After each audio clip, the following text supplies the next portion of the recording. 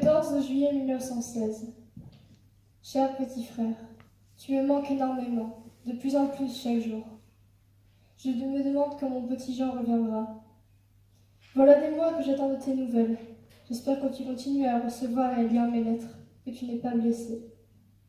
Maman est morte d'inquiétude, si bien qu'elle est tombée malade. Je la remplace à l'usine. Je fais le double d'heure depuis quelque temps. On nous demande toujours plus et toujours plus vite. Comme si les armes et les balles que l'on vous fournit par milliards s'épuisaient en quelques secondes sur le champ de bataille. Est-ce rassurant? Est-ce que cela signifie que l'on abat l'ennemi à une vitesse incroyable? Est-ce que je dois me réjouir de participer à la fabrication d'obus et d'autres armes qui ôteront la vie à d'autres hommes, aux frères de quelqu'un, au père de quelqu'un, au fils de quelqu'un? Quand le gouvernement a fait appel à nous le 21 février 1916, je n'attendais pas à ce que cela dure si longtemps. Je me sentais reconnaissante au début. Je sentais que notre pays avait besoin de nous, les femmes. C'est seulement ensuite que j'ai réalisé que nous n'étions que la roue de secours. Notre travail est dévalorisé. Nous sommes payés 2 fois moins que les hommes, alors que nous fournissons autant, voire plus d'efforts qu'eux. Nous faisons de notre mieux, mais je me demande parfois comment certaines d'entre nous parviennent à nourrir leurs enfants avec la pénurie qui frappe le pays. On n'ose à peine imaginer à quoi ressemble votre côté de l'enfer. Ici, le travail est très dur. On change souvent de poste. Celui qu'on préfère toutes, c'est le contrôle. Même si l'on travaille plus de 10 heures par jour, on a le droit à 2 jours de repos mensuels. Moi, je suis le plus souvent au ceinturage. Je porte plusieurs centaines de kilos par jour. J'ai l'impression de devenir vieille avant d'avoir vécu. Ici, tout le monde est terrifié. Les Allemands menacent de bombarder les usines à tout moment. Suzanne, une de nos amies, est arrivée il y a quelques semaines. Son usine à elle a explosé pendant son jour de repos et elle a été transférée chez nous. Nos uniformes ne sont pas du tout adaptés aux efforts que l'on fournit. Ces longues robes noires ou blanches ne nous protègent d'absolument rien. Ici, l'huile gicle de partout. Plusieurs d'entre nous sont brûlés. Isabelle a le visage marqué par une brûlure conséquente. Elle ne sera plus jamais jolie maintenant. La reconnaîtras-tu quand tu rentreras? Est-ce que quelqu'un parmi nous sera reconnaissable? Et ces obus, ces bêtes monstrueuses que l'on fabrique pour vous, ces 7 kilos de violence gratuite, est-ce qu'ils vous aident à combattre l'ennemi? Ou est-ce qu'ils vous infligent à vous aussi de graves blessures? Jean, je n'attends plus réellement de réponse de ta part. Peut-être le papier te manque-t-il, et j'espère que c'est cela la raison de ton long silence. Mais maman, elle, espère encore un signe de vie de ta part. Isabelle répète à ses fils que leur papa rentrera bientôt. Nous prions ensemble pour toi chaque jour. Reviens-nous vite. Tendrement, ta sœur Martine.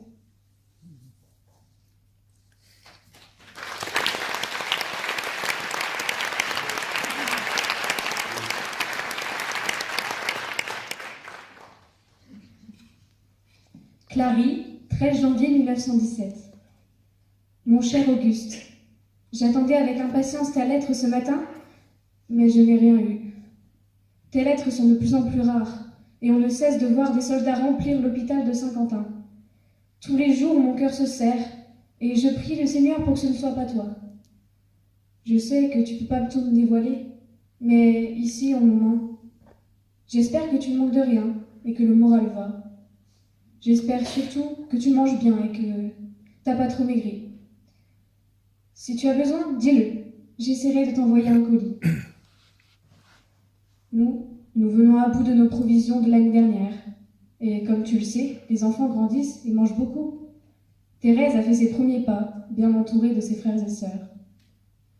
Ici, l'hiver est dur. Il neige beaucoup.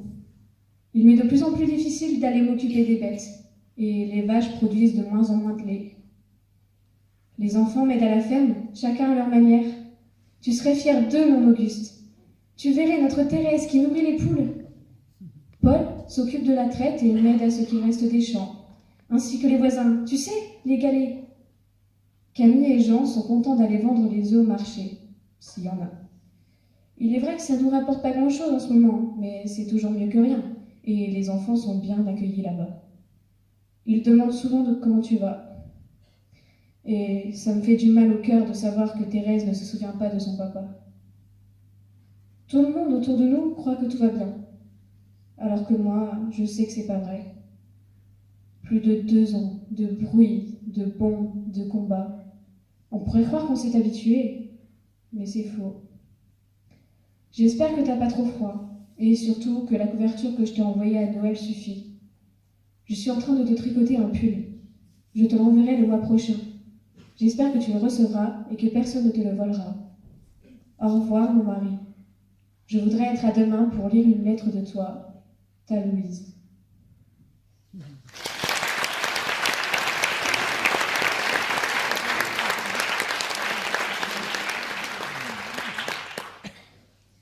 Le 5 octobre 1918.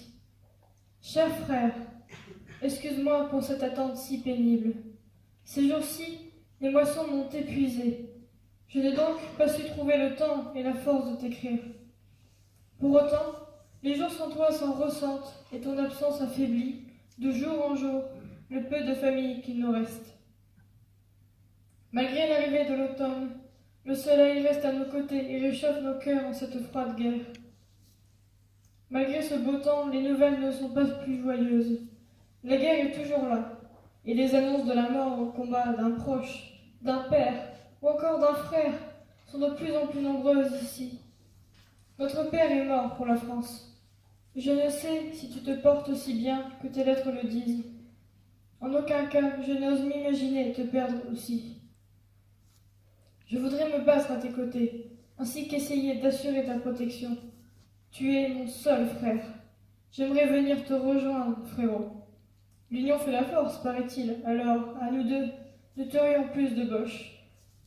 Je suis une femme, certes, mais volontaire pour défendre notre patrie, et par ma motivation, je le ferai aussi bien qu'un homme.